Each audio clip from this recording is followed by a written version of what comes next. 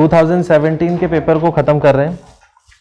2017 के पेपर में लिखिए question number 16, GS1 2017 mains paper, question number 16। Question लिखिए, in what way can flood be converted, किस तरीके से बाण को बदला जा सकता है। In what way flood be converted, किस तरीके से बाण को बदला जा सकता है into a suitable source of irrigation, सिंचाई के अच्छे स्रोत के रूप में। Into a suitable source of irrigation, सिंचाई के अच्छे रूप में। क्वेश्चन में बस यही है कि बाढ़ के पानी का इस्तेमाल कैसे करोगे अच्छे तरीके से कि वो इरिगेशन में आपको फायदा देने लगे। तो जहां बाढ़ आती है वहां तालाब बनाओ, डैम बनाओ, बाढ़ के पानी को रोकने की कोशिश करो, जहां ज़्यादा हो रहा है उसके बहाव को नियंत्रण करने की कोशिश करो।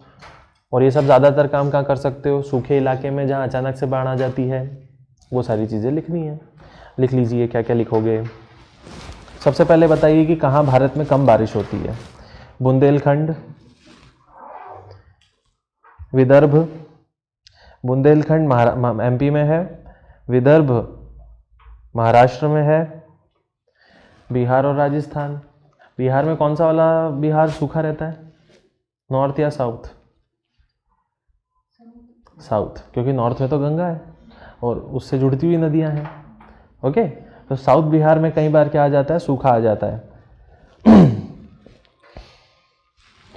ठीक है, तो यहाँ पे क्या लिखेंगे, वाटर शॉर्टेज, जल की कमी, वाटर शॉर्टेज, जल की कमी। इसके अलावा बाढ़ कहाँ पे आती है, यानी वाटर एक्सेस। वाटर एक्सेस कहाँ हो सकती है, तो लिख लो नॉर्थ बिहार। बिहार में एक तरफ सूखा होता है और एक तरफ बाढ़ आती है। नॉर्थ बिहार, उत्तर बिहार, वेस्ट बंगाल, पश्चिम बंगाल। सबसे बड़ा राज्य आधा ही डूबा रहता है हमेशा, उड़ीसा, उड़ीसा, आसाम। और दक्षिण का कौन सा डूब में रहता है, केरल, केरल। ये सब एक्सेस हो जाते हैं। तो ऑप्शंस क्या क्या हैं, क्या क्या करना चाहिए, सबके बारे में एक एक दो दो लाइन लिखनी पड़ेगी। लिख लीजिए, increase the catchment area, catchment क्षेत्र को बढ़ाया जाए। Increase the catchment area, catchment क्षेत्र को बढ़ाया जाए। कैचमेंट यानी वाटर होल्डिंग कैपेसिटी वाला जो क्षेत्र होता है। इधर पहाड़ है, इधर पहाड़ है, तो पानी जहां घिरेगा तो बीच में ही आएगा।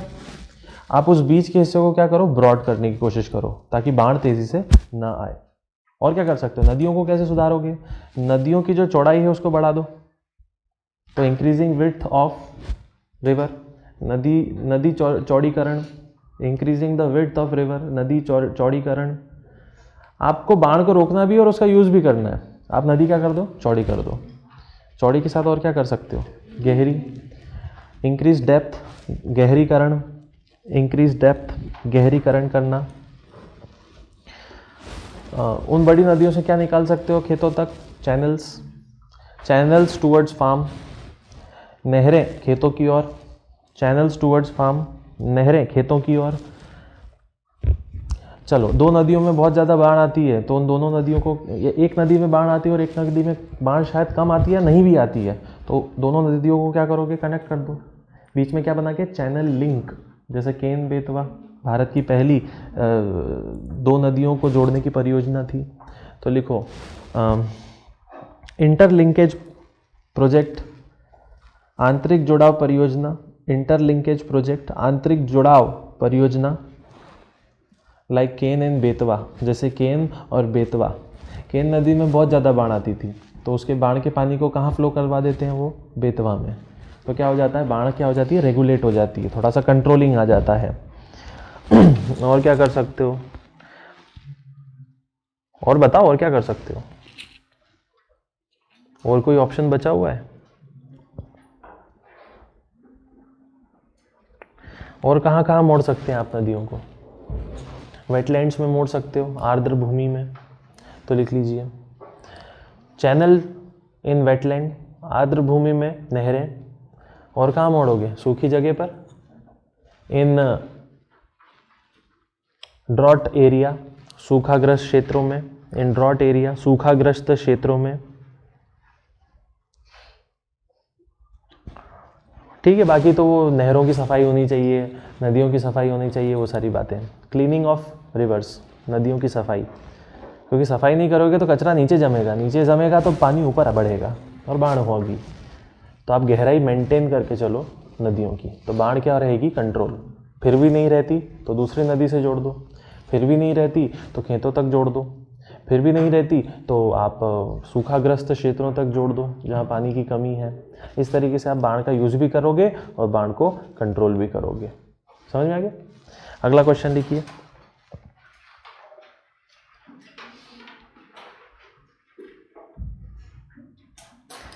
What are the characteristics of monsoon? Monsoon के क्या चरित्र हैं? What are the characteristics of monsoon? Monsoon के क्या चरित्र हैं? And why 50% of world population, और क्यों 50% जनसंख्या, and why 50% of world population, और क्यों 50% विश्व जनसंख्या resides in monsoon area, monsoon क्षेत्र में रहती है। Resides in monsoon area, monsoon क्षेत्र में रहती है। मानसून के क्या फ़ायदे हैं? तो भैया ये तो मुझे कुछ ऐसा बताने की ज़रूरत नहीं है, फ़ायदे क्या हैं, तो कृषि हो जाती है और क्या फ़ायदे हैं। आपका ग्राउंड वाटर लेवल बढ़ जाता है, कृषि को अच्छा खासा पानी मिल जाता है, कुएं भर जाते हैं, तालाब भर जाते हैं साल भर के लिए, झीलें भर जाती हैं साल भर के लिए, कुछ नदियों के बहाव साल भर चलते रहते हैं उसकी वजह से, और कुछ में शायद ऐसा नहीं हो पाता क्योंकि मानसून के जाने के बाद कुछ नदियाँ सूख जाती हैं। ओके, दुनिया की 50% आबादी मानसून इलाके में क्यों है? तो साफ बात है, इरिगेशन, एग्रीकल्चर, राइट। मानसून का क्षेत्र अब क्या भारत की पॉपुलेशन 50% है दुनिया की? नहीं है ना। तो मानसून एरिया है क्या असल में? तो उस एरिया में कौन कौन से देश आते हैं, लिख लो। Pakistan, India, Nepal, Bhutan, South China, दक्षिण चीन, Bangladesh, Myanmar, Thailand, till Vietnam तक, मतलब लाओस कंबोडिया भी आ गया। दूसरा आपको क्या बताना पड़ेगा कि ये मानसून होता कैसे है। तो ज़्यादातर मानसून कौन सा होता है? हमारा मेन मानसून क्या होता है? पूरा नाम क्या रहता है उस मानसून का? दक्षिण पश्चिम मानसून, साउथ वेस्ट मानसून, क्योंकि वो साउथ वेस्ट से आता है। कब आता है? तो गर्मियों के समय में आता है, यानी उसके बाद आता है, यानी वो समय गर्मी का ही चल रहा होता है। क्यों आता है? टेम्परेचर वेरिएशन के कारण, क्योंकि ज़मीन का टेम्परेचर और समुद्र का टेम्परेचर अलग अलग हो जाता है, और ये वेरिएशन हर 2-3 दिन में कंटिन्यू होते रहते हैं। और इसी वजह से जो ज़मीन है भारत की, वो किसको खींचती है? समुद्र के भाप को खींचती है हर 2-3 दिन में। इसलिए लगातार क्या आते जाते हैं? मानसून के बादल आते चले जाते हैं, तो एक सर्कुलर बन जाता है। तो इसमें आपको पढ़ना क्या है? आपको हाउ मानसून इज़ क्रिएटेड, ये पढ़ना है। मानसून बनता कैसे है, मानसून बनेगा कैसे, बारिश कैसे होगी, तो वो हाई लो प्रेशर वाला ज्ञान। मेन क्या चाहिए? लो प्रेशर चाहिए। तो आपको लो प्रेशर कहाँ बनाना है? समुद्र में या ज़मीन पे? ज़मीन पे बनाना है, क्योंकि ज़मीन पे ही गिरेगी। लो प्रेशर ही पानी गिराता है, सीधी सी बात है। ओके। तो ये बस रीजंस हैं, मतलब 3 चीज़ें आपको पता होनी चाहिए। मानसून कहाँ कहाँ आता है, मानसून के क्या फ़ायदे हैं, और मानसून बनता कैसे है। ठीक है, तीनों को बैलेंस वे में शो करना है। ओके, आई थिंक लिख लिया आपने सब। अगला क्वेश्चन लिखिए।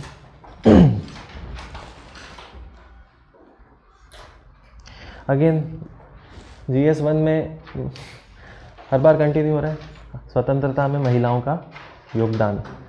तो हर बार अलग अलग तरीके से हो रहा है।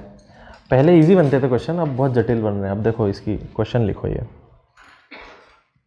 Women's question arose in modern India. आधुनिक भारत में महिलाओं का प्रश्न बनने लगा।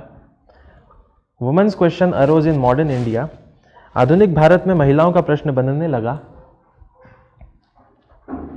In 19th century social reforms movement. 19वीं शताब्दी के समाज सुधार आंदोलन में in 19th century social reforms movement, 19वीं शताब्दी के समाज सुधार आंदोलन में मेन क्वेश्चन क्या है, बहुत easy, what were the major issues, ऐसे कौन से प्रमुख मामले रहे, what were the major issues, कौन से प्रमुख मामले रहे concerning women in that period, महिलाओं के लिए उस समय में, concerning women in that period, महिलाओं के लिए उस समय में। क्वेश्चन में पूछा गया है कि महिलाओं इतनी ज़्यादा जागरूक कैसे हो गई उस समय, और जागरूक होने के बाद में वो कौन से मुद्दों से, महिलाओं से जुड़े हुए कौन से मामलों में लोग रिफॉर्म चलाने लगे, सुधार करने लगे समाज में। तो पहली बात ये कि महिलाएं जागरूक कैसे हो गई, महिलाओं के बारे में जागरूकता कैसे बढ़ी, अंग्रेज़ों के टाइम में, वो भी एजुकेशन, कौन सी वाली, वेस्टर्न, ठीक है। तो लिख लो जागरूकता यानी कि कॉन्शियसनेस या कंसर्न कैसे आया, जागरूकता आई पश्चिमी शिक्षा से, वेस्टर्न एजुकेशन, अंग्रेज़ों जो शिक्षा देते थे उससे, और क्या होगा, लिबरल आइडियोलॉजी, उदार विचार, लिबरल आइडियोलॉजी, उदार विचार, और सबसे नया मॉडर्न थिंकिंग, आधुनिक विचार, मॉडर्न थिंकिंग, आधुनिक विचार। ये सब कहाँ से और आते थे, या तो अंग्रेज यहाँ पे अपने सब्जेक्ट में पढ़ाते थे ये सब, या फिर यहाँ के लोग पढ़ने के लिए जाते थे लंदन, तो वहाँ से सीख के आते थे सब कुछ, ठीक है। तो वो सारी डेटा आपको लिखना रहेगा, ठीक है। ये जो भी लोग जो विदेशों में जाते थे पढ़ने के लिए, गरीब तो होते नहीं थे, ये क्या होते थे, अपर क्लास के लोग होते थे।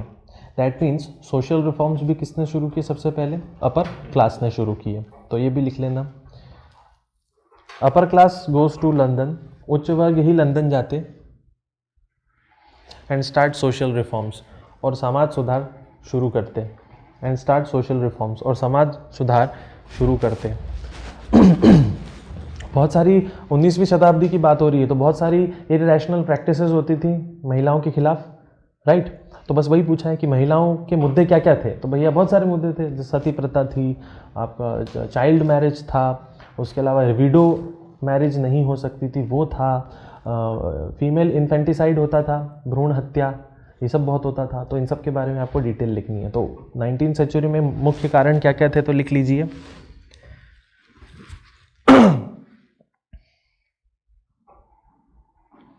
सबसे पहले क्या लिखोगे, महिलाओं को शिक्षा मिलती थी, नहीं, तो लिखना एजुकेशन प्रॉब्लम, शिक्षा न होना,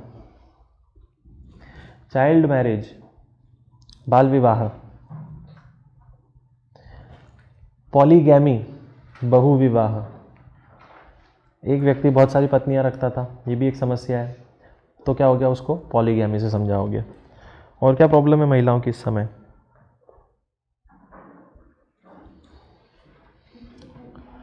सती और पितृसत्ता, नहीं वो कोई प्रॉब्लम नहीं है, मातृसत्तात्मक क्या प्रॉब्लम नहीं होगी फिर ठीक है, वो उसको प्रॉब्लम मेजर प्रॉब्लम में नहीं रखेंगे।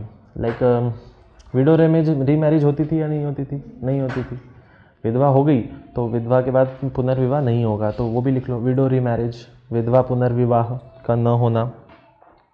प्रॉपर्टी में अधिकार मिलता था महिलाओं को, नहीं, तो लिखो आउट ऑफ प्रॉपर्टी इनहेरिटेंस, संपत्ति में अधिकार नहीं था, आउट ऑफ प्रॉपर्टी इनहेरिटेंस, संपत्ति में अधिकार नहीं था।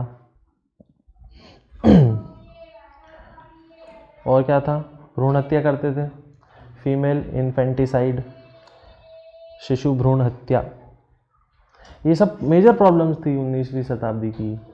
इनको डिक्टेट करना है कि हर प्रॉब्लम क्या थी, क्यों थी, सोच क्या थी।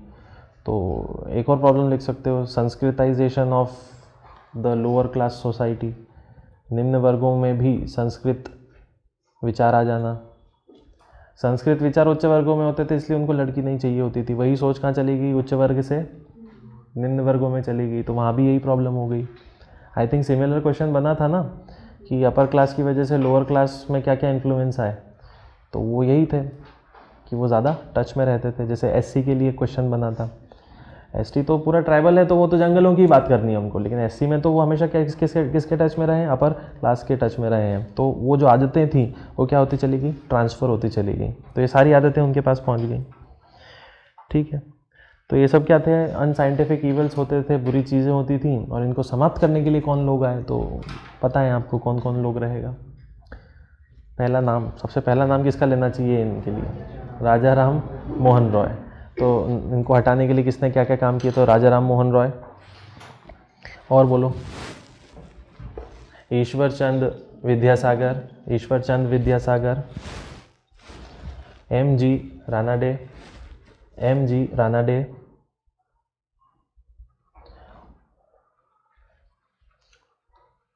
वो ज्योतिबा फूले की वाइफ सावित्रीबाई फूले। ठीक है, इनके नाम आप ले सकते हो। इसके अलावा कुछ समाज भी बने थे, ब्रह्मो समाज, आर्य समाज, तो ब्रह्मो राजा राम मोहन रॉय वगैरह इन्होंने बनाया था। फिर बना था आर्य समाज, ठीक है, ईश्वर चंद विद्यासागर ने बनाया था। फिर और कौन से समाज थे विदेश के, society, theosophical society, Annie Besant लेकर आई थी थियोसॉफिकल सोसाइटी। ओके, बहुत सारे थे। एक होता था वो प्रार्थना समाज करके एक होता था, प्रार्थना समाज। तो इन केस इन समाजों को बस जनरली पढ़ना होता है ताकि आंसर में आप थोड़ा सा वज़न डाल सको। ऐसा नहीं है कि हर समाज, एक पर्टिकुलर समाज से जुड़ा हुआ कोई क्वेश्चन आएगा, समाज के बारे में आप लिख के आए हो कि भैया ये समाज क्या करते थे, महिलाओं के उत्थान के लिए, एम्पावरमेंट के लिए कुछ ना कुछ काम करते थे। और सिर्फ समाज नहीं, कुछ इंडिविजुअल लोग भी थे जिन्होंने ये अच्छे काम किए। ठीक, अगला क्वेश्चन लिखिए, distinguish between religiousness and communalism, धर्मवाद और सांप्रदायिकता के बीच का फर्क बताइए।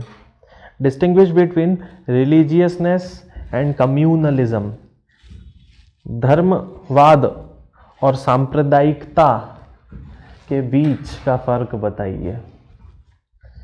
धर्म का पालन करना और सांप्रदायिकता, इन दोनों के बीच का फर्क क्या होता है। सांप्रदायिकता कर रहे हैं मतलब धर्म का तो पालन कर रहे हैं नहीं। धर्म क्या होता है, किसी एक पर्टिकुलर सोसाइटी या कम्युनिटी ने जो रिलीजियस वे फॉलो किया है उसको हम क्या कह देते हैं, रिलीजन, यानी धर्म। ओके, कम्युनलिज्म क्या होता है,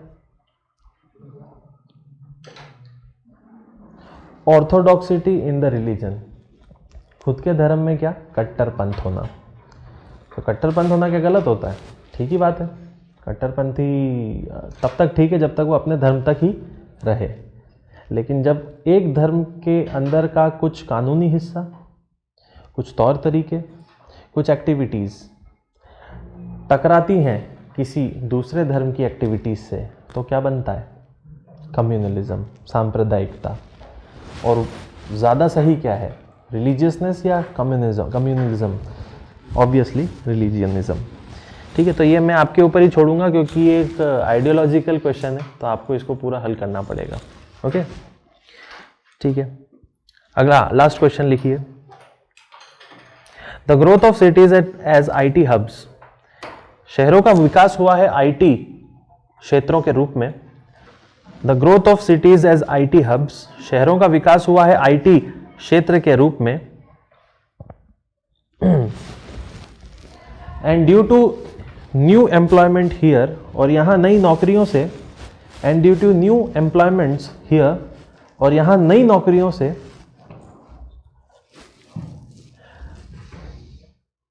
न्यू प्रॉब्लम्स आर क्रिएटिंग, नई समस्याएं बन रही हैं। न्यू प्रॉब्लम्स आर क्रिएटिंग, नई समस्याएं बन रही हैं। अगेन इसके लिए कोई बहुत पढ़ाई करने की ज़रूरत नहीं है, बस पूछा है कि आजकल कुछ शहर क्या बन रहे हैं, IT हब बन रहे हैं, इंदौर, पुणे, बेंगलोर, दिल्ली, ये सब। तो यहाँ पे लोग बहुत जा रहे हैं एम्प्लॉयमेंट के लिए, नौकरी के लिए। तो इसके साथ साथ उन शहरों में कुछ गलत भी हो रहा है, बहुत सारी समस्याएं पैदा हो रही हैं। समस्याएं क्या हैं और ऐसा क्यों हो रहा है कि ये लोग भागे भागे वहाँ जा रहे हैं। तो इट्स सिंपल, आपको बता तो आप पाओगे कि क्या क्या समस्या है। ट्रैफिक जैम हो जाना, क्राइम का बढ़ना, नौकरी में बहुत सारे लोगों को आ जाना, तो पेमेंट वेजेस क्या होना, कम होना, ये सब बेसिक चीज़ें हैं जो मैंने आपको कई बार बता रखी हैं और ये होती ही होती हैं।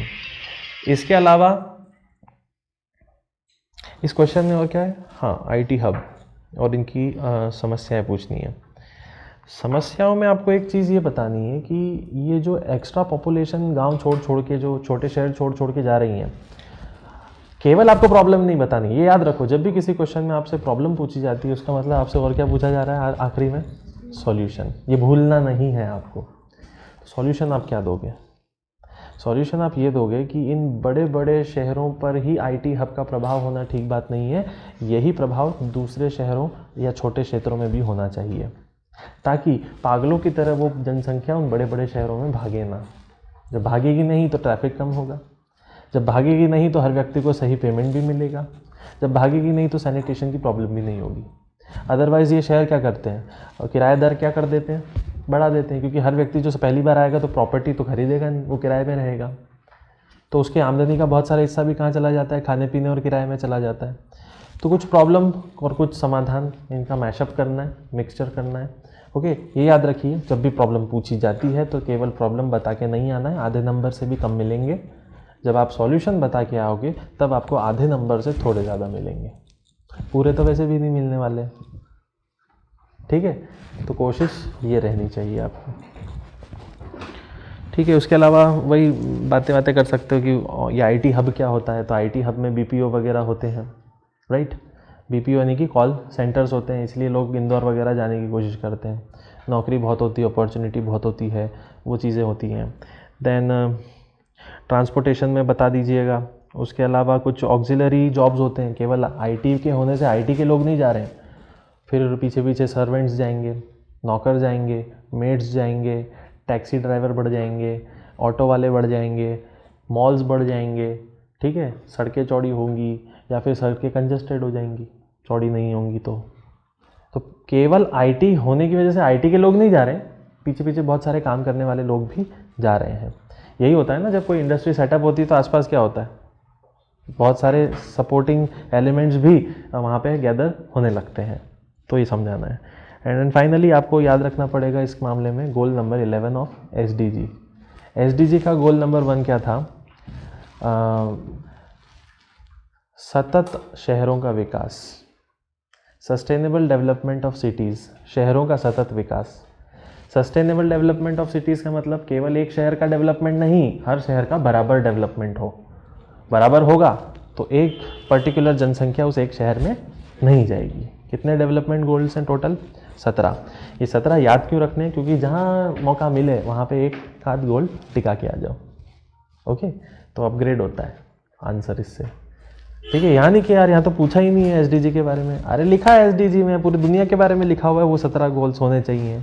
तो ये शहरों के बारे में भी तो एक गोल है, गोल नंबर 11 चिपका दो। भूख का पूछा तो डायरेक्ट गोल नंबर 1। ठीक है, वाटर सैनिटेशन का बोला तो गोल नंबर 3, 4, 5, इस तरीके से आगे बढ़ो। पॉवर्टी का पूछा तो गोल नंबर 2। ये डालना पड़ेंगे आप, पुराने वाले नहीं, लेटेस्ट वाले। ठीक है, ये भी हो गया। करंट अफेयर्स पे आ जाइए।